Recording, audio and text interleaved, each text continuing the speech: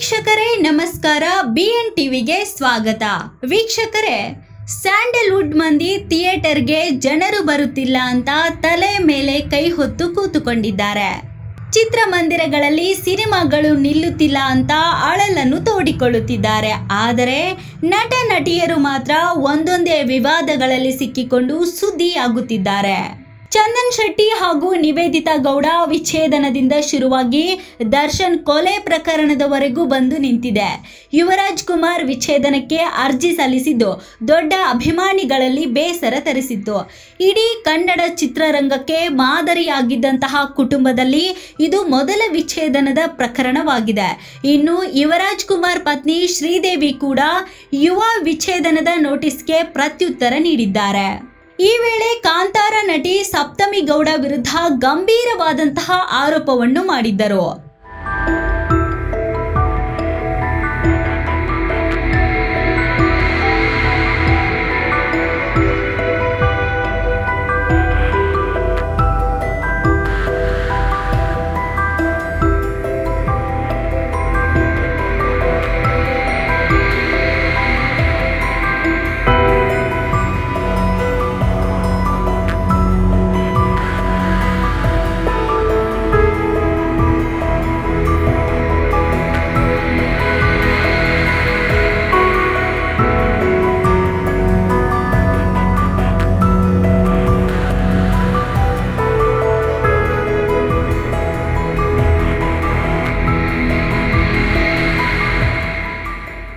ಯುವ ಪರ ವಕೀಲರಿಗೆ ಶ್ರೀದೇವಿ ಭೈರಪ್ಪ ಉತ್ತರ ನೀಡುವ ನೋಟಿಸ್ನಲ್ಲಿ ಯುವರಾಜ್ ಕುಮಾರ್ ನಟಿ ಸಪ್ತಮಿ ಗೌಡ ಜೊತೆ ಅಕ್ರಮ ಸಂಬಂಧ ಹೊಂದಿದ್ದಾರೆಂದು ಆರೋಪವನ್ನು ಮಾಡಿದ್ರು.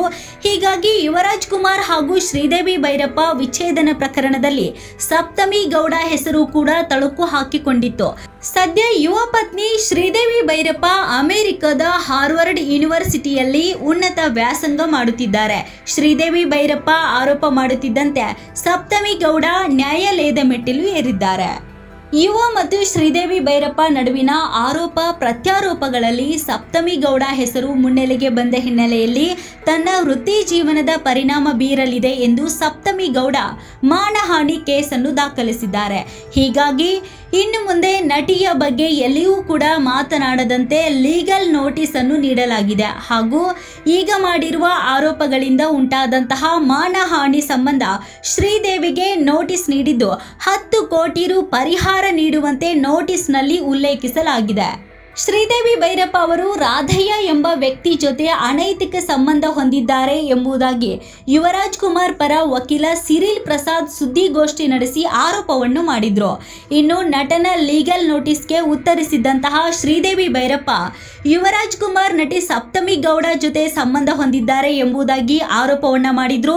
ಆ ಮೂಲಕ ಡಿವೋರ್ಸ್ ಪ್ರಕರಣವು ಪರಸ್ಪರ ಕೆಸರೆರಚಾಟಕ್ಕೆ ಕಾರಣವಾಗಿತ್ತು.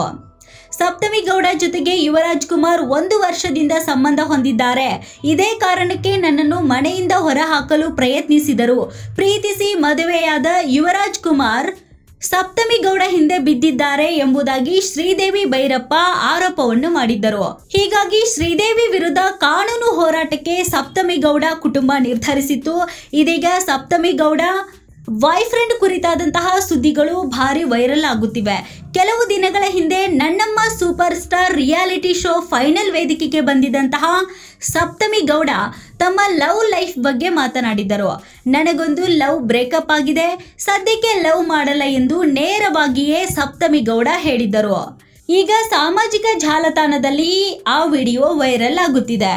ಯುವರಾಜ್ ಕುಮಾರ್ ಪರ ವಕೀಲ ಸಿರಿಲ್ ಪ್ರಸಾದ್ ಅವರು ಸುದ್ದಿಗೋಷ್ಠಿ ನಡೆಸಿ ಮಾನಸಿಕ ಹಾಗೂ ದೈಹಿಕ ದೌರ್ಜನ್ಯದ ಆಧಾರದ ಮೇಲೆ ನಾವು ಅರ್ಜಿ ಹಾಕಿದ್ದೇವೆ. ಒಟ್ಟು 54 ಪೇಜಿನ ಡಿವೋರ್ಸ್ ಪಿಟಿಷನ್ ಹಾಕಿದ್ದೇವೆ. ಅನೈತಿಕ ಸಂಬಂಧ ಹೊಂದಿದ್ದಾರೆ ಎಂದು ಅರ್ಜಿಯಲ್ಲಿ ಉಲ್ಲೇಖಿಸಲಾಗಿದೆ. ಶ್ರೀದೇವಿ ಭೈರಪ್ಪ ಅವರಿಗೆ ರಾಧಯ್ಯ ಎಂಬ ವ್ಯಕ್ತಿ ಜೊತೆಗೆ ಅಕ್ರಮ ಸಂಬಂಧ ಇತ್ತು. ಇದರಿಂದಾಗಿ ಕಳೆದ 2 ವರ್ಷಗಳಿಂದ ಯುವ ಹಾಗೂ ಶ್ರೀದೇವಿ ನಡುವಿನ ಸಂಬಂಧ ಹಳಸಿತ್ತು ಎಂಬುದಾಗಿ ಅವರು ಹೇಳಿದ್ದರು. ನಾನು ಅಮೆರಿಕದಲ್ಲಿ ಇರುತ್ತೇನೆ, ನೀನು ಬೆಂಗಳೂರಿನಲ್ಲಿಯೇ ಇರು ಎಂಬುದಾಗಿ ಕಿರುಕುಳ ಕೊಟ್ಟಿದ್ದಾರೆ. 1 ತಿಂಗಳ ಹಿಂದೆ ರಾಧಯ್ಯನಿಗೆ ಮದುವೆ ಆಗಿದೆ. ಆ ಸಮಯದಲ್ಲಿ ಶ್ರೀದೇವಿ ಬಹಳ ಖಿನ್ನತೆಗೆ ಜಾರಿದ್ರು. ಇದಕ್ಕೆ ಈಗ ಯುವನ ಮೇಲೆ ಸುಳ್ಳು ಆರೋಪವನ್ನು ಮಾಡುತ್ತಿದ್ದಾರೆ. ದೈಹಿಕವಾಗಿ ಸಂಪರ್ಕಿಸಲು ಹೋದಾಗ ಅವಮಾನವನ್ನು ಮಾಡುತ್ತಿದ್ರು. ಹಲ್ಲುಜ್ಜಿಕೊಂಡು ಬಾ, ಸ್ನಾನ ಮಾಡು ಅಂತ ಹೇಳ್ತಾ ಇದ್ರು. ನೀನು ದೈಹಿಕವಾಗಿ ಫಿಟ್ ಇಲ್ಲ, ರಾಧಯ್ಯ ಫಿಟ್ ಇದ್ದಾನೆ ಎಂದು ಅವಮಾನ ಮಾಡುತ್ತಿದ್ದರು. ರಾಧಯ್ಯನ ಹೆಂಡತಿ ಮನೆಯಲ್ಲಿ ಇಲ್ಲದಿದ್ದಾಗ ಆತನ ಮನೆಗೆ ಹೋಗುತ್ತಾರೆ. ಈ ರೀತಿಯ ಸಂಬಂಧ ಇಟ್ಟುಕೊಂಡಿದ್ದಾರೆ ಎಂಬುದಾಗಿ ಯುವ ಪರ ವಕೀಲ ಶ್ರೀದೇವಿ ಮೇಲೆ ಗಂಭೀರವಾದಂತಹ ಆರೋಪವನ್ನು ಮಾಡಿದ್ದರು. ಇದಕ್ಕೆ ಉತ್ತರವನ್ನ ನೀಡಿದಂತಹ ಶ್ರೀದೇವಿಯವರು, ವೃತ್ತಿಪರ ಸೌಹಾರ್ದತೆಯನ್ನು ಕಾಪಾಡಿಕೊಳ್ಳಬೇಕಾದಂತಹ ವ್ಯಕ್ತಿಯೇ ಸಾರ್ವಜನಿಕವಾಗಿ ಒಬ್ಬ ಹೆಣ್ಣಿನ ಚಾರಿತ್ರ್ಯದ ಬಗ್ಗೆ ಕೀಳು ಮಟ್ಟದ ಸುಳ್ಳು ಆರೋಪಗಳನ್ನು ಮಾಡುತ್ತಿರುವುದು ಅತ್ಯಂತ ದುರಾದೃಷ್ಟಕರ ಹಾಗೂ ಬಹಳ ನೋವುಂಟು ಮಾಡಿದೆ. ಶ್ರೀದೇವಿ ಭೈರಪ್ಪ ಅವರ ಮುಂದಿನ ಹೆಜ್ಜೆ ಏನು ಅನ್ನೋದು ಕುತೂಹಲ ಸೃಷ್ಟಿಸಿದೆ. ಯಾಕೆಂದರೆ ಯುವ ನೋಟಿಸ್ಗೆ ಉತ್ತರ ನೀಡುವ ಪ್ರಕ್ರಿಯೆಯಲ್ಲಿ ಸಪ್ತಮಿ ಗೌಡ ವಿರುದ್ಧ ಗಂಭೀರ ಆರೋಪಗಳನ್ನು ಮಾಡಿದ್ದರು. ಸದ್ಯ ಅಮೆರಿಕದಲ್ಲಿರುವ ಶ್ರೀದೇವಿ ಭೈರಪ್ಪ ಭಾರತಕ್ಕೆ ಹಿಂದಿರುಗಿದ ಬಳಿಕ ಏನೆಲ್ಲ ಆಗುತ್ತೆ ಅನ್ನೋದನ್ನ ಕಾದು ನೋಡಬೇಕಾಗಿದೆ. ಈಗ ಸಪ್ತಮಿ ಗೌಡ ಅವರು ಶ್ರೀದೇವಿಯ ವಿರುದ್ಧ 10 ಕೋಟಿ ಮಾನನಷ್ಟ ಮೊಕದ್ದಮೆಯನ್ನು ಹೂಡುವುದರ ಜೊತೆಗೆ ಸಾರ್ವಜನಿಕವಾಗಿ ಕ್ಷಮೆಯನ್ನು ಕೇಳಬೇಕು ಎಂಬುದಾಗಿ ಕೇಸನ್ನು ದಾಖಲಿಸಿದ್ದಾರೆ.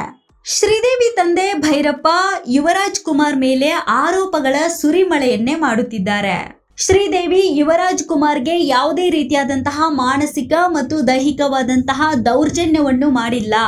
ನನ್ನ ಮಗಳ ಮೇಲೆ ಯುವರಾಜ್ ಕುಮಾರ್ ಕುಟುಂಬದವರು ಹಿಂಸೆ ಮಾಡಿದ್ದಾರೆ, ಅವಳಿಗೆ ಚಿತ್ರಹಿಂಸೆಯನ್ನು ಕೊಟ್ಟಿದ್ದಾರೆ. ಆದರೆ ನನ್ನ ಮಗಳು ಯಾವತ್ತೂ ನನ್ನ ಹತ್ತಿರ ಬಂದು ಈ ರೀತಿಯಾಗಿ ಚಿತ್ರಹಿಂಸೆ ಕೊಡುತ್ತಿದ್ದಾರೆ ಎನ್ನುವಂತಹ ಮಾತುಗಳನ್ನು ಹೇಳಲೇ ಇಲ್ಲ. ನನ್ನ ಮಗಳು ವಿದ್ಯಾವಂತೆ ಇದ್ದಾಳೆ. ಯುವರಾಜ್ ಕುಮಾರ್ SSLC ಮಾತ್ರ ಓದಿರೋದು. ಆದರೂ ಕೂಡ ನಾನು ದೊಡ್ಡ ಮನೆಗೆ ನನ್ನ ಮಗಳನ್ನು ಕೊಟ್ಟು ಮದುವೆ ಮಾಡಿದ್ದೇನೆ.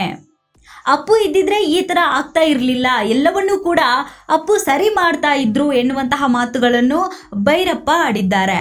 ನಮ್ಮದು ಕೂಡ ದೊಡ್ಡ ಕುಟುಂಬ, ನಾವು ಹೇಳಿಕೊಳ್ಳುವುದಿಲ್ಲ ಅಷ್ಟೇ. ನನ್ನ ಮಗಳು ಯುವ ಮನೆಯ 3 ಕೋಟಿ ಸಾಲ ತೀರಿಸಿದ್ದಾಳೆ ಎಂದು ಭೈರಪ್ಪ ಆರೋಪ ಮಾಡ್ತಾ ಇದ್ದಾರೆ. ದೊಡ್ಡ ಮನೆಗೆ ನನ್ನ ಮಗಳನ್ನು ಕೊಟ್ಟು ತಪ್ಪು ಮಾಡಿದೆ ಎನ್ನುವಂತಹ ಆತಂಕವನ್ನು ಭೈರಪ್ಪ ವ್ಯಕ್ತಪಡಿಸುತ್ತಿದ್ದಾರೆ. ಈ ಪ್ರಕರಣ ಎಲ್ಲಿಗೆ ಹೋಗಿ ನಿಲ್ಲುತ್ತೆ ಎನ್ನುವಂಥದ್ದನ್ನ ಕಾದು ನೋಡಬೇಕಾಗಿದೆ.